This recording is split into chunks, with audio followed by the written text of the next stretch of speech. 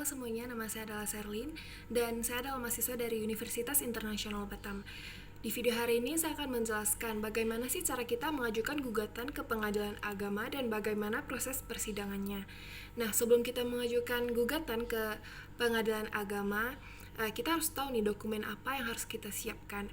Nah, di hari ini saya akan menjelaskan dari kasus perceraian ya. Yang pertama, menyiapkan dokumen yang dibutuhkan. Contohnya seperti surat nikah asli, fotokopi surat nikah, fotokopi KTP, surat keterangan dari kelurahan, fotokopi kartu keluarga, fotokopi akta lahir anak jika sudah memiliki anak, dan juga boleh dilengkapi dokumen lain yang lebih menguatkan.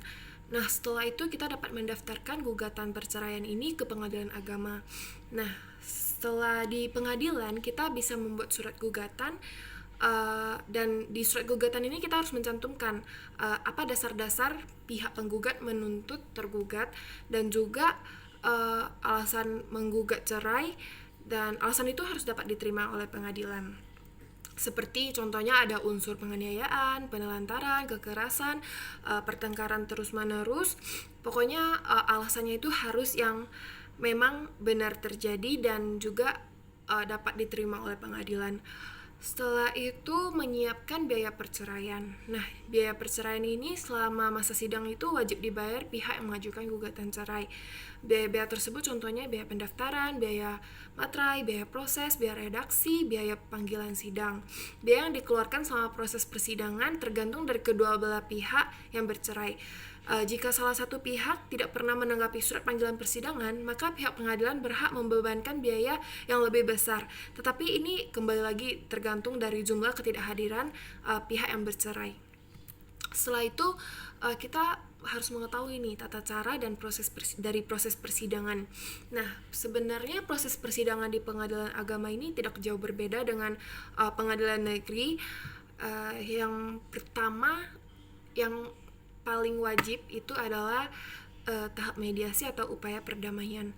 Jadi biasa dalam sidang belum mulai gitu, baru mulai, hakim diwajibkan mengusahakan perdamaian antara para pihak berperkara. Ini berdasarkan pasal 154 RBG, dan jika tidak damai dapat dilanjutkan dengan mediasi. Sama ya, upaya perdamaian. Nah, dalam mediasi ini para pihak boleh menggunakan hakim mediator dari luar yang sudah punya sertifikat, maka biaya seluruhnya ditanggung kedua belah pihak berdasarkan kesepakatan masing-masing. Apabila terjadi damai, maka dibuatkan akta perdamaian.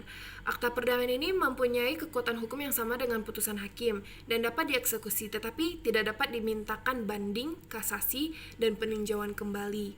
Apabila tidak terjadi damai dalam mediasi, baik perkara perceraian maupun perkara perdata lainnya, maka proses pemeriksaan dapat dilanjutkan.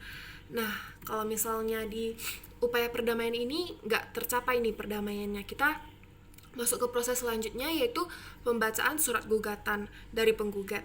Nah, surat gugatan ini dibaca, hakim wajib menyatakan sidang tertutup untuk umum. Kalau perceraian itu harus tertutup, sementara kalau perkara perdata umum ya selalu terbuka.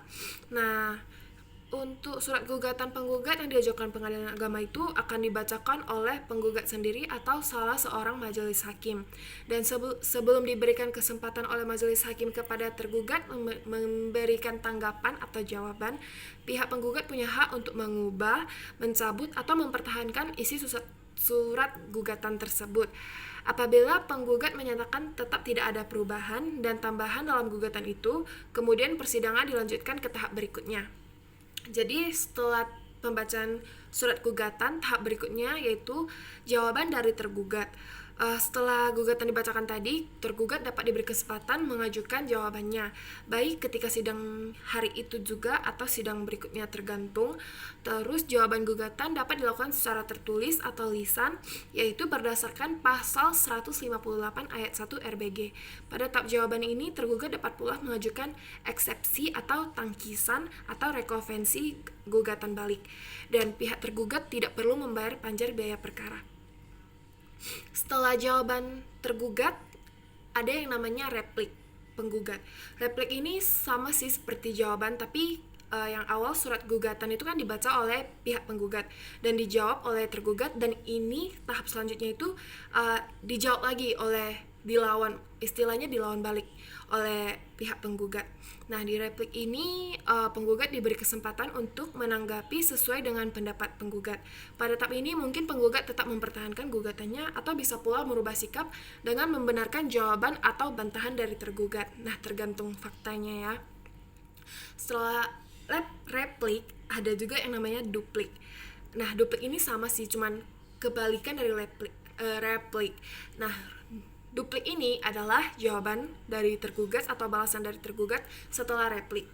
Nah, setelah penggugat menyampaikan repliknya, kemudian tergugat diberikan kesempatan untuk menanggapi atau menyampaikan dupliknya. Dalam tahap ini dapat diulangi sampai ada titik temu antara penggugat dan tergugat. Apabila acara jawab-menjawab dianggap cukup oleh hakim dan masih ada hal-hal yang tidak disepakati oleh kedua belah pihak, maka hal ini dilanjutkan dengan acara pembuktian. Nah, di pembuktian ini penggugat dan tergugat diberikan kesempatan yang sama untuk mengajukan bukti-bukti baik berupa bukti surat maupun saksi-saksi secara bergantian yang diatur oleh majelis hakim. Setelah pembuktian, majelis hakim ini akan memberikan kesimpulan. Nah, kesimpulan ini kesimpulan para pihak. Pada tahap ini penggugat maupun tergugat diberi kesempatan yang sama untuk mengajukan pendapat akhir nih habis pembuktian. Pendapat akhir yang merupakan kesimpulan hasil pemeriksaan selama sidang berlangsung menurut pandangan masing-masing antara penggugat maupun tergugat. Kesimpulan yang disampaikan ini dapat berupa lisan dan dapat pula secara tertulis. Nah, setelah itu akan ada musyawarah majelis hakim. Musyawarah majelis hakim ini para majelis hakim ini melakukan rapat permusyawaratan yang bersifat rahasia. Dalam rapat permusyawaratan majelis hakim, semua hakim menyampaikan pertimbangannya atau pendapat baik secara lisan maupun tertulis. Jika terdapat perbedaan pendapat, maka yang diambil itu suara yang terbanyak. Pendapat yang berbeda tersebut dapat dimuat dalam putusan. Setelah musyawarah majelis hakim kan mereka udah membahas nih, ada hasil nih, hasil dari pendapat para hakim yang terbanyak. Terus akan ada yang namanya putusan. Setelah menyelesaikan musyawarah majelis hakim sesuai dengan jadwal sidang, pada tahap terakhir itu dibacakan putusan majelis hakim. Setelah dibacakan putusan tersebut, penggugat dan tergugat berhak mengajukan upaya hukum banding dalam tenggang waktu 14 hari setelah putusan diucapkan. Nah, sama sih dengan pengadilan negeri, ada yang namanya banding juga. Jadi itu proses dari gimana sih tata cara proses persidangan di pengadilan agama. Tidak berbeda ya dengan pengadilan negeri, mungkin hanya ada beberapa bagian saja, bagian kecil. Terus dari yang kita kembali lagi ke awal, mengetahui tata cara dari proses persidangan itu saya sudah jelaskan tadi. Dan menyiapkan saksi, ya penggugat dan tergugat boleh menyiapkan saksinya masing-masing. Ya, segitu saja yang saya jelaskan hari ini tentang bagaimana cara mengajukan gugatan ke proses pengadilan agama dan bagaimana proses persidangannya. Kalau ada kesalahan, saya minta maaf dan terima kasih.